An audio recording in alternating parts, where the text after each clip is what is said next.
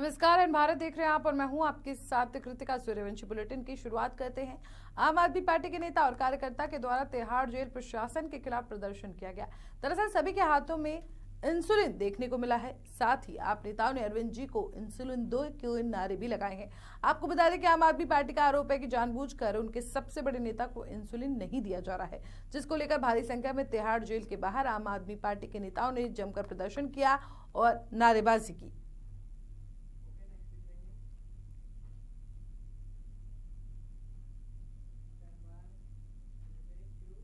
उत्तर प्रदेश के पूर्व सीएम और समाजवादी पार्टी के नेता अखिलेश यादव और कांग्रेस के पूर्व अध्यक्ष राहुल गांधी अमरोहा में एक मंच पर नजर आए। दोनों ही नेताओं ने अपने अपने भाषण में बीजेपी पर जमकर हमला बोला। सबसे पहले अखिलेश यादव ने रैली को संबोधित करते हुए कहा कि पहले चरण के चुनाव में बीजेपी का फ्लॉप शो देखा गया है। उनकी झूठी कहानी कोई सुनना नहीं चाहता है। उनके घिसे पिटे डायलॉग जनता के बीच नहीं चल रहे हैं। यूपी वाले जब स्वागत करते हैं तो बहुत अच्छे से करते हैं, लेकिन जब विदाई करते हैं तो ढोल नगाड़े के साथ करते हैं। हम जब सरकार में थे तब किसानों का कर्ज माफ किया था। वहीं राहुल गांधी ने सभा को संबोधित करते हुए कहा कि बीजेपी के लोग कह रहे हैं कि वो संविधान को बदल देंगे। मैं कहना चाहता हूं कि दुनिया में कोई ताकत नहीं है जो संविधान बदल सके भारत का। आगे उन्होंने कहा कि देश में मौजूदा वक्त में 30 लाख सरकारी नौकरियां खाली हैं। सरकार आने पर हम इसके लिए भर्ती शुरू करेंगे। अग्निवीर योजना को फाड़ कर फेंक देंगे और पेपर लीक करने वालों को कड़ी से कड़ी सजा देंगे।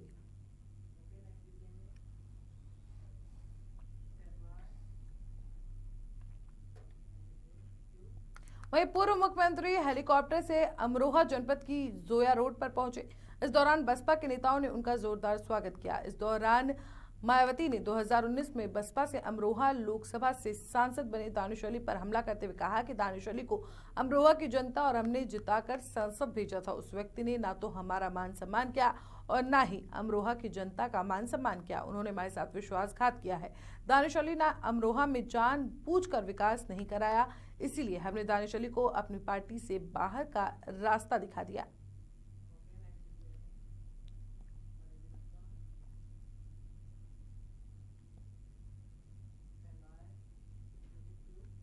बरेली में बहुजन समाजवादी पार्टी के 25 लोकसभा प्रत्याशी मास्टर छोटेलाल गंगवार और आंवला प्रत्याशी आबिद अली का नामांकन पर्चा निरस्त कर दिया गया है, जिसके बाद नाराज बसपा कार्यकर्ता कोतवाली पहुंचे और लिखित शिकायती पत्र कोतवाल को सौंपा। वहीं पत्रकारों से बातचीत करते हुए ब्रह्म स्वरूप सागर ने कहा कि किसी व्यक्ति ने फर्जी कागजों के आधार पर बहुजन समाजवादी पार्टी की ओर से नामांकन कराया है, जो कि फर्जी है और अधिकारियों ने उसको असली मानते हुए आंवला लोकसभा प्रत्याशी आबिद अली का पर्चा निरस्त कर दिया है, जो कि बहुत गंभीर और खेद की बात है। जिला अध्यक्ष की ओर से लिखित तहरीर प्रभारी निरीक्षक कोतवाली को दे दी गई है कि फर्जी दस्तावेज के आधार पर नामांकन कराया है, इस पर कार्रवाई होनी चाहिए। ब्रह्म स्वरूप सागर ने आगे कहा कि बीजेपी ने अपनी हार मान ली है। हताश होकर वो इस प्रकार के कार्य अधिकारियों से करवा रही है, इसलिए 25 लोकसभा प्रत्याशी मास्टर छोटेलाल गंगवार का भी पर्चा निरस्त कर दिया गया। बहुजन समाजवादी पार्टी के कार्यकर्ता बड़े उत्साह के साथ दोनों प्रत्याशियों को चुनाव लड़ा रहे थे और प्रचार प्रसार में लगे हुए थे, लेकिन बीजेपी को अपनी सीट का खतरा दिखाई दे रहा था, इसीलिए उन्होंने इस प्रकार का कार्य करते हुए दोनों प्रत्याशियों के नामांकन निरस्त करवा दिए हैं। शीघ्र ही इस पर अगली रणनीति बनाई जाएगी। बरेली में भी हमारा प्रत्याशी हमारे छोटेलाल गंगवार जी, आप सब लोग जानते हैं, पूरा बरेली जानता है कि किस तरह से गंगवार वोटों में वोटों का बंटवारा हो रहा था और किस तरह से भारतीय जनता पार्टी के प्रत्याशी का विरोध हो रहा था। पूरी खींचतान मची हुई थी। इस बीच बहुजन समाज पार्टी ने जो प्रत्याशी छोटेलाल गंगवार जी को दिया, वो पूरी तरह से उस वोटों को लेने का काम भी कर रहे थे, लोग उन्हें लड़ाने का काम भी कर रहे थे। आज उनका भी पर्चा निरस्त किया गया, जबकि कोई उसमें ऐसी कमी नहीं थी। कहीं ना कहीं कागजों को बदल करके कोई और काम करके उनका पर्चा भी निरस्त किया गया। भारतीय जनता पार्टी ने अपनी हार मानते हुए वो पर्चा निरस्त किया। आगे की क्या रणनीति है? अब उस पर हम कानूनी लड़ाई लड़ रहे हैं। आज हमने एफआईआर के लिए तहरीर दी है और इस पर हम अभी पार्टी हाईकमान को सारी बातें बता चुके हैं। जैसा निर्देश पार्टी हुआ उस तरह से कदम उठाएं। कानपुर विकलांग एसोसिएशन ने शास्त्री नगर सेंट्रल पार्क बगिया में मतदाता जागरूकता गोष्ठी का आयोजन किया। उसके बाद मतदाता जागरूकता महारैली निकालकर आम जनता को मतदान के प्रति जागरूक किया। एडीएम सिटी डॉक्टर शीश कुमार ने मतदाता जागरूकता गोष्ठी में मतदान के प्रति लोगों को जागरूक करते हुए कहा कि हर व्यक्ति का दायित्व है कि वो अपने मत का प्रयोग जरूर करे, जिससे एक अच्छी सरकार चुनकर आ सके। निर्वाचन आयोग ने दिव्यांगजनों के प्रति अपनी उदारता का परिचय दिया है और इसका 100% मतदान कराने के लिए तमाम सुविधाएं बूथ लेवल पर उपलब्ध कराई हैं। गोष्ठी के बाद एडीएम सिटी ने जागरूकता महारैली को हरी झंडी दिखाकर रवाना किया। विकलांग एसोसिएशन के कार्यकर्ता मतदाता जागरूकता रैली के दौरान हाथों में तख्ती लिए हुए थे, जिसमें लिखा था, जब हम दिव्यांग होकर मतदान कर सकते हैं तो आप क्यों नहीं। जागो मतदाता जागो, 100% मतदान करो। रैली का उद्देश्य सिर्फ एक ही है कि ज़्यादा से ज़्यादा लोग मतदान करें। ये मतदाता जागरूकता रैली है और विकलांग एसोसिएशन ने जो है मतदाता जागरूकता रैली का आयोजन किया है। इसमें अपर जिलाधिकारी कानपुर नगर और जिला दिव्यांग जन सशक्तिकरण अधिकारी कानपुर नगर उपस्थित हुए हैं और उन्होंने जो मतदाता की समस्याएं हैं उनके बारे में भी उन्होंने अवगत कराया है और उसका समाधान भी बताया है। तो हम लोग ये चाहते हैं कि जब दिव्यांग मतदान कर सकता है तो दूसरे लोग क्यों नहीं कर सकते, ये संदेश देने का प्रयास किया गया।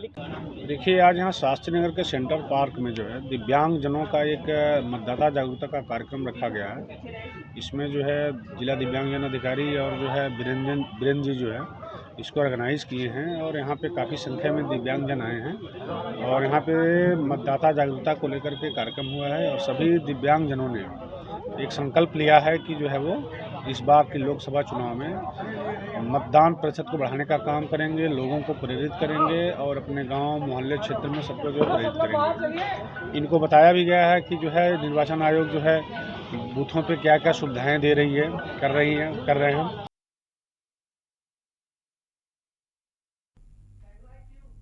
मनीष चौधरी दिल्ली प्रदेश महामंत्री का जन्मदिन 20 अप्रैल को बहुत ही धूमधाम से मनाया गया, जहां यूपी के सांसद बृजभूषण सिंह भी मौजूद रहे। आपको बता दें कि क्षेत्र की जनता ने मनीष चौधरी को विधायक बनाने का उपहार देने का वादा किया है।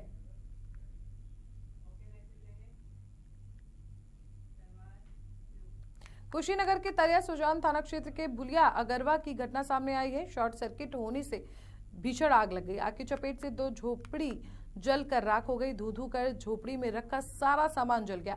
2 परिवारों का लाखों का नुकसान हुआ है। ग्रामीणों के सहयोग से आग पर कड़ी मशक्कत के बाद काबू पाया गया।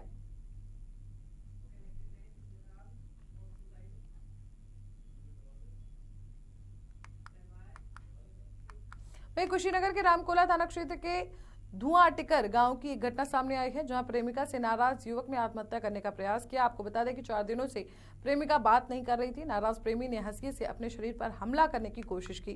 प्रेमी की हालत गंभीर बताई जा रही है। सूचना पाकर मौके पर स्थानीय पुलिस पहुंची। युवक को इलाज के लिए सामुदायिक स्वास्थ्य केंद्र में भर्ती कराया गया है और पुलिस के पूछताछ में घायल युवक ने अपनी आपबीती बताई।